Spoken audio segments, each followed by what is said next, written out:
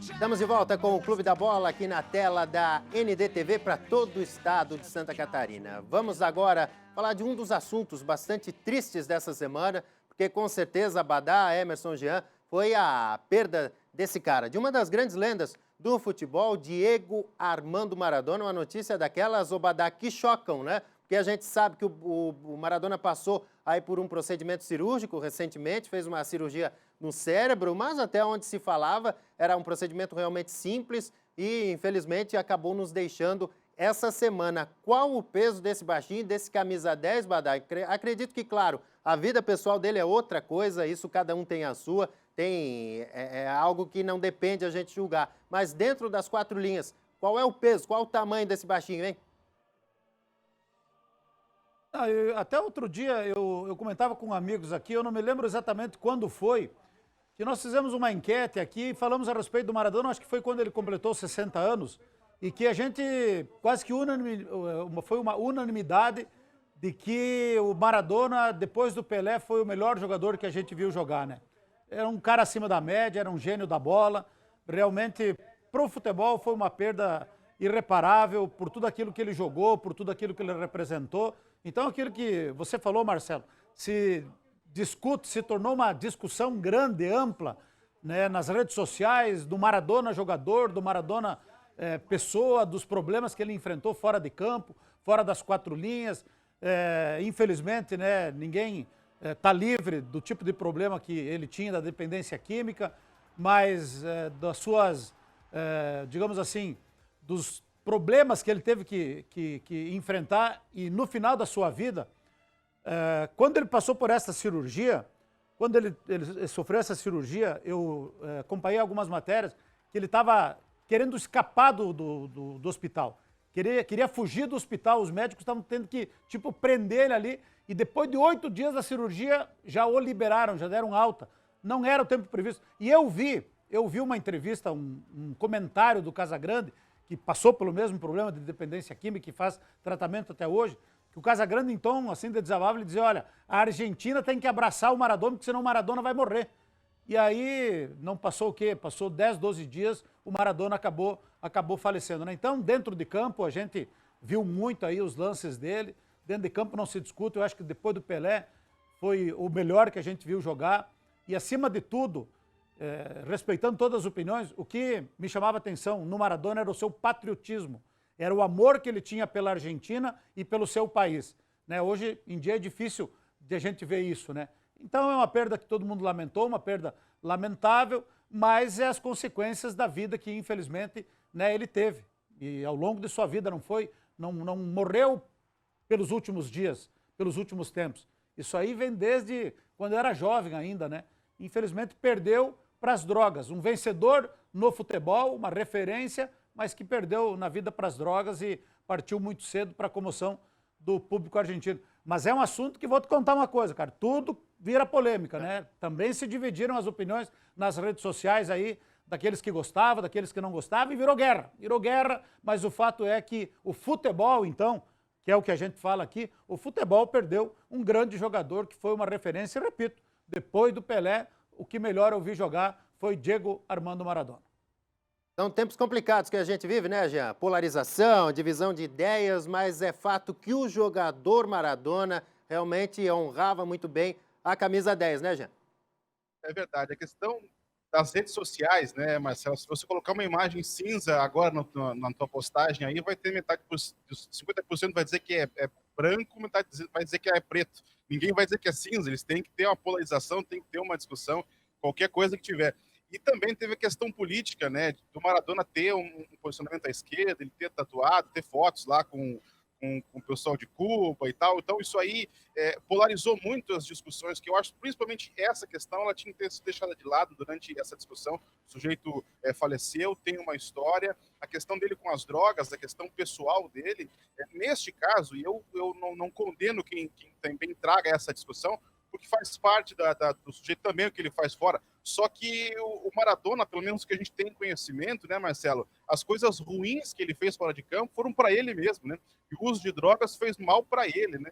Esse é um grande problema. A gente tem outros jogadores que têm problemas sérios aí, até crimes fora de campo, que aí também não tem como separar as coisas. Mas o Maradona, ele também é essa lenda que sempre será, pelas coisas que ele fez além do futebol, pelos seus posicionamentos, pela forma de tratar o seu torcedor. Se você procurar no YouTube imagens da carreira dele, você vai achar lá em Nápoles ele jogando bola num campinho de terra com torcedores. Então, tem uma mística a mais no Maradona, além de tudo aquilo que ele fez dentro de campo, a questão da mano de Deus, né? Então, ele tem uma história muito interessante. E eu vi, por exemplo, o Careca falando, né, da discussão quem era melhor, Maradona ou Pelé. Lógico que a discussão não cabe, né? O Pelé tem números infinitamente superiores ao Maradona, mas veja, o Pelé fazia gol com a esquerda, fazia gol com a direita, dava passe, batia falta, fazia gol de cabeça, fazia tudo.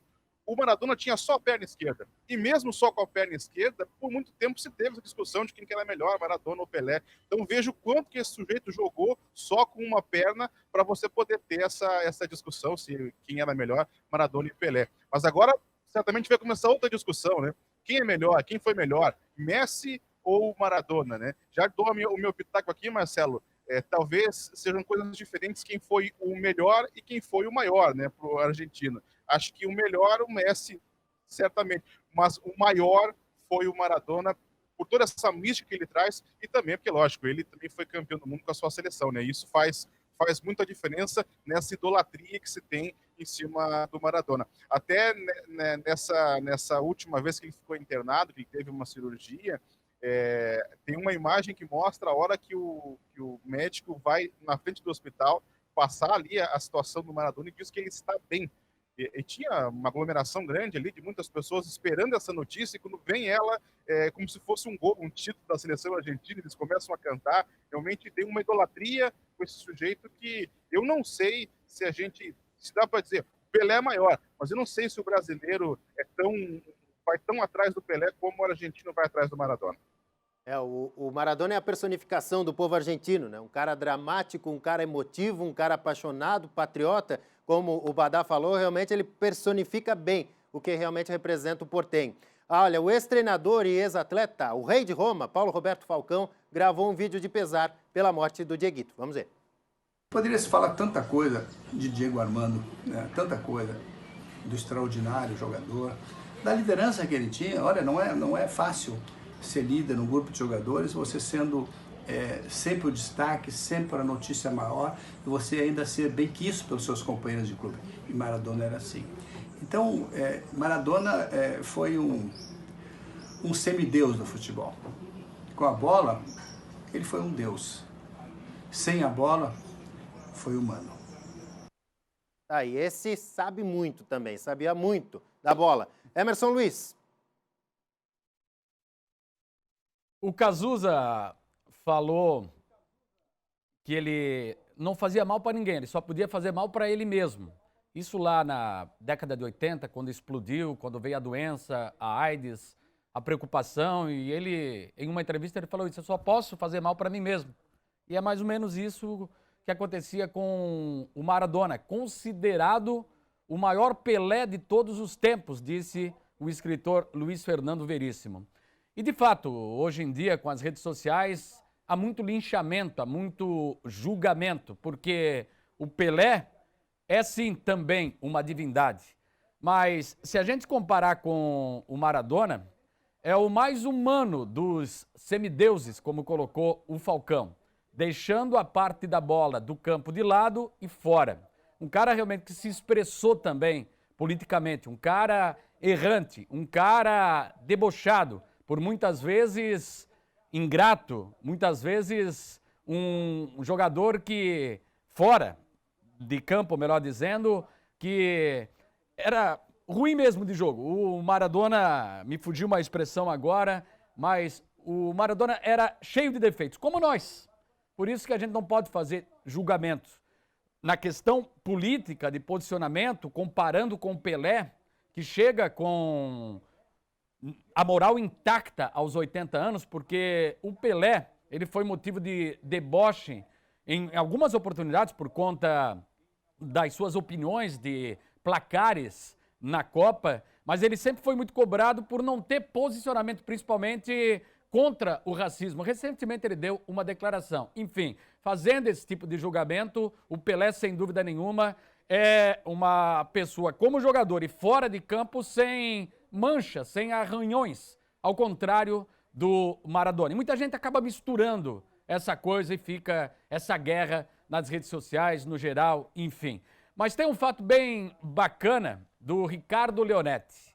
Ex-goleiro, você conhece bem, Marcelo.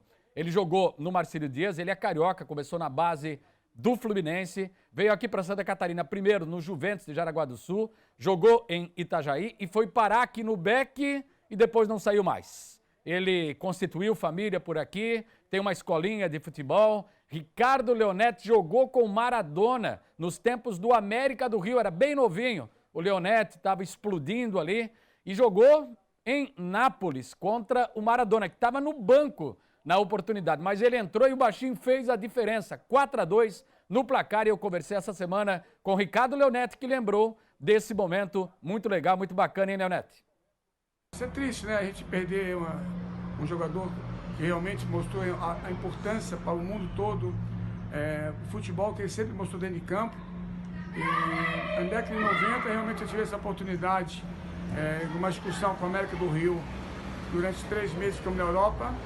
E o primeiro jogo nessa excursão foi contra o Napoli, e foi a estreia do Baggio. E tive a oportunidade de enfrentar esse craque, né? O Diego Maradona realmente foi um jogador realmente muito rápido, que eu podia ter a oportunidade de jogar contra ele. E acima de tudo, o que eu notei naquele momento, que realmente era um líder, né? E foi um jogo bonito, bem disputado. E é um momento que a gente jamais vai esquecer de ter tido essa oportunidade na minha fase como jogador de futebol, e essa oportunidade de jogar contra o Napoli na Itália, enfrentando o alemão, o Careca, os brasileiros, né? E o Maradona, aquela fase boa, aquele time forte. E na estreia do Baggio, primeiro jogo com a camisa do Napoli, realmente, por isso que foi um jogo muito importante para a torcida do Napoli naquela noite, né? Muito orgulho, Leonetti, porque ele sofreu, Marcelo, 2 gols do Maradona.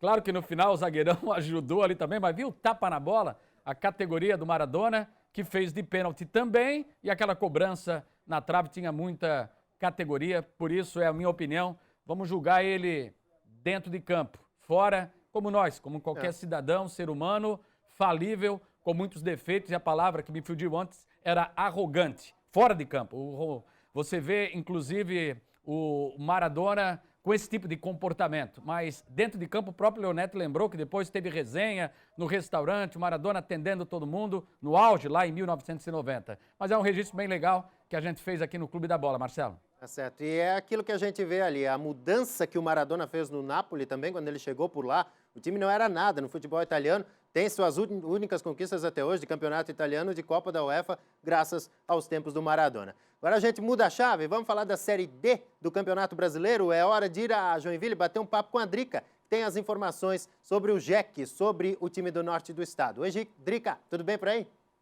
Boa tarde, Marcelo. Boa tarde, pessoal do Clube da Bola. E aqui em Joinville, o clima foi de alívio no último fim de semana, né? O JEC recebeu o Marcílio Dias aqui na Arena Joinville, como a gente comentou na semana passada. E os gols de 2 crias da base garantiram a vitória e também a volta do tricolor ao G4, Marcelo. Sei que o pessoal de Itajaí não ficou muito feliz com esse resultado, porque o Joinville entrou, mas o Marcílio Dias saiu do grupo que se classifica à próxima fase dessa Série D, que termina a primeira fase nesse sábado, Marcelo. O jogo do Joinville acontece daqui a pouquinho, às 3 horas da tarde, lá em Novo Horizonte. O tricolor encara o líder desse grupo 8 e precisa vencer. Não há outra possibilidade. O empate, Marcelo e pessoal do Clube da Bola, pode até levar o Joinville à próxima fase, mas aí vai ser uma matemática, né? Outros resultados precisam convergir para que o Joinville consiga essa classificação. Então, só a vitória interessa. E para essa partida, Marcelo, o Joinville tem alguns problemas que vieram justamente desse jogo contra o Marcílio Dias. Um jogo que foi muito confuso, muito nervoso, com 15 minutos de acréscimo no segundo tempo, e o saldo foi a expulsão do goleiro Dalberson e o zagueiro Charles, que não estarão em campo, então, logo mais contra o Novo Horizontino. Então, o técnico Fabinho Santos vai ter que mexer aí um pouquinho na equipe. E o Fabinho Santos, inclusive, falou um pouquinho durante a semana sobre como o Joinville deve jogar e deve ser como vem jogando durante toda essa Série D. Nada interessa mais ao Joinville do que ser uma equipe agressiva que precisa buscar essa vitória, afinal só ela interessa para a classificação. Tá, então a participação da Drica, daqui a pouquinho a gente fala mais de Série D, inclusive o Jean Pablo está lá no estádio Dr. Ercílio Luz, onde daqui a pouquinho tem Marcílio Dias jogando contra o Pelotas, ele vai projetar essa rodada para a gente, mas antes vamos subir um pouquinho de divisão, vamos à Série C. Rodrigo Santos chega com as informações do Brusque Futebol Clube. Tudo bem, Rodrigo? Boa tarde.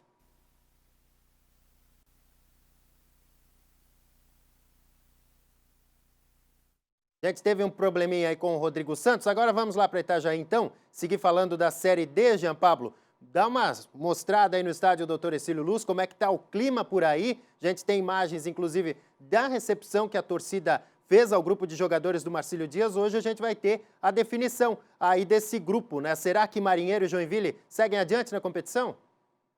Pois é, Marcelo, o jogo de hoje aqui em Itajaí ele é um mata-mata, né? Não tem como classificar o Marcílio e o Pelotas, né? Um dos dois vai ficar fora. E a questão do Joinville, né? O empate classifica ele, mas uma combinação de resultados improvável, né? O Caxias teria que não vencer o São Caetano, que joga com o seu sub-23. Acho muito difícil isso acontecer. Inclusive, o Marcílio Dias segue aqui com um olho no peixe e outro no gato. E mesmo se vencer o jogo aqui contra o Pelotas, se o Joinville fizer o seu resultado e o Caxias conseguir tirar a diferença de saldo, hoje é 5 de saldo de diferença. A equipe do Caxias pode acabar fazendo uma goleada lá e mesmo vencendo aqui o Marcílio Dias ficar fora. Mas o Marcílio Dias está focado em vencer o jogo aqui. Se vencer em casa, basta o Caxias não fazer 6-0 lá na equipe do São Caetano, que o Marinheiro vai estar classificado para a próxima fase.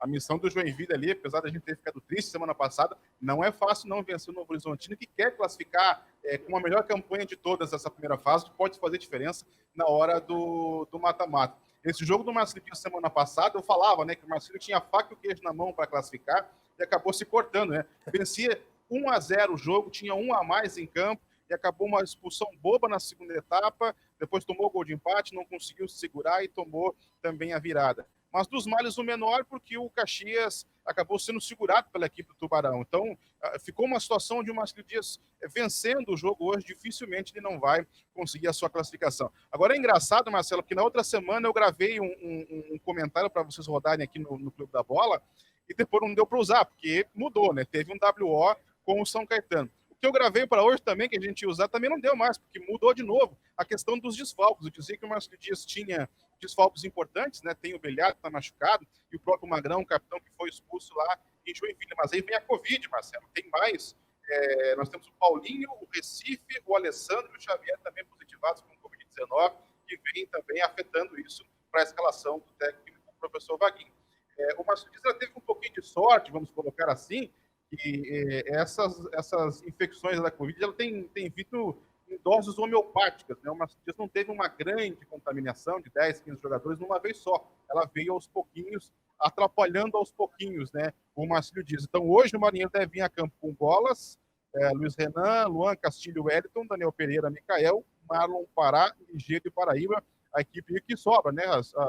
Alguns desfalques aí que o Marcílio Dias tem, a sua linha de zaga, o goleiro, com mais desfalques aí por suspensão, Covid e lesão. Interessante, né? A linha de zaga do Marcílio Dias tem as 3 situações, né? Tem um goleiro lesionado, tem um zagueiro suspenso e um lateral com Covid-19. O Marcílio Dias vai ter que enfrentar também isso aqui em Itajaí no dia de hoje. Mas, como eu falei, é um mata-mata. O Marcílio Dias tem totais condições de vencer o jogo hoje e, feito o seu papel, se não classificar, é do jogo, né, Marcelo? Se o Caxias fizer 5, 6, 7, como o Pelotas fez 9 nessa equipe do São Caetano, e o Marcílio Dias, porventura, ficar fora, pelo menos o Marinheiro fez a sua parte, que era vencer o jogo em casa, e termina a competição de forma digna, né? Que não pode daqui a pouco perder o jogo aqui e os outros resultados acontecerem, né? O Caxias não fazer a goleada no São Caetano, daqui a pouco vai lá o Joinville perde para o Novo Horizontino, mas o Marcílio não faz o seu. Então o Marcílio tem que focar aqui, fazer o seu resultado, e a tendência de classificação é grande para o Marinheiro.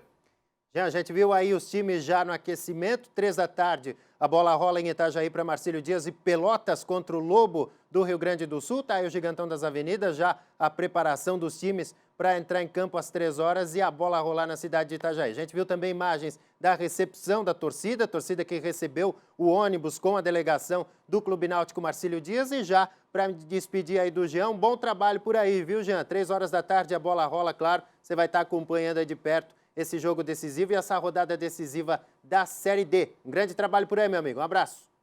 Maravilha, eu agradeço o convite, Marcelo, estou sempre à disposição, quando precisar é só chamar. E agora vamos nos preparar aqui para daqui a pouquinho, equipe já aquecendo, daqui a pouquinho tem Marcílio Dias e Pelotas. É uma grande final, o jogo mais importante do ano para o Marcílio Dias, com certeza. Grande abraço, até a próxima. Valeu, Jean. Grande abraço para você. Agora a gente vai até Brusque, agora sim bater um papo com o Rodrigo Santos, projetando o duelo do Brusque contra o Volta Redonda pela Série C do Campeonato Brasileiro. Oi, Rodrigo, boa tarde. Oi, Marcelo, boa tarde a você ligado no Clube da Bola nesse sábado, aqui em Brusque, clima de expectativa, porque o Brusque joga às 3 da tarde contra o Volta Redonda, já ainda precisando de um ponto para garantir a classificação para a próxima fase da Série C. Tem 2 jogos ainda contra 2 times já eliminados. Volta Redonda, que não briga por mais nada, e semana que vem tem um jogo com o Criciúma, que de repente até pode ganhar contorno de um pouco mais de drama se o Criciúma perder hoje para o São José. Pode até ser jogo que define rebaixamento do Tigre na semana que vem, mas tem essa rodada de hoje. Olha, a gente sabe que o Brusque não vive uma fase boa, é o pior time do grupo nas últimas 5 rodadas. Dos 5 que estão brigando para a classificação, é que tem o pior rendimento nos últimos 10 jogos, caiu em vários fundamentos. E até a diretoria fez uma espécie de uma lavação de roupa suja, uma coletiva de mais de 2 horas para explicar os motivos. Prometeu que vai reunir o time para cobrar mais foco. O time se perdeu um pouco nesse período. Enfim, para que o time volte a jogar um bom futebol, se classifique e entre bem na segunda fase. Depois que perdeu alguns jogadores, tem jogadores fora por Covid ainda hoje, eles que voltam na semana que vem. Perdeu o Alexandro, o contrato terminou e ele vai ser emprestado. Perdeu o Itinga também, que foi para o Figueirense, mas o contrato também estava encerrando. Está trazendo outros jogadores, enfim, está remontando o time, né, para tentar aí a classificação e também entrar bem na segunda fase da Série C. Não vai ser fácil, o time não tem mais a mesma facilidade, mas enfim, está lidando com as dificuldades para conseguir terminar bem essa temporada, né, para tentar ir nesse quadrangular, um sonho de um acesso na Série B que colocaria o time num outro patamar. Mas tem muita coisa para evoluir, muita coisa para melhorar, porque o time não é definitivamente o mesmo do primeiro turno, onde conseguiu construir uma grande gordura, 12 pontos na frente do segundo colocado, essa gordura foi derretendo e agora é de apenas 2 pontinhos. Mas se vier um ponto hoje, tá bom, vem a classificação, não tem diferença ser primeiro ou quarto, porque são 2 quadrangulares, 3 jogos em casa, 3 jogos fora. Pelo menos isso. Hoje o jogo é às 3 da tarde, Brusque enfrenta o Volta Redonda. Abraço a todos aí e bom final de semana. Valeu, Rodrigo. Daqui a pouquinho a bola rolando na cidade de Brusque. O Brusque tem que se encontrar o quanto antes com essa vitória e seguir adiante na Série C. Intervalo no Clube da Bola. Daqui a pouco a gente volta para falar de Chapecoense, para falar, claro, do futebol de Santa Catarina. Daqui a pouquinho aqui na tela da NDTV. Eu volto já.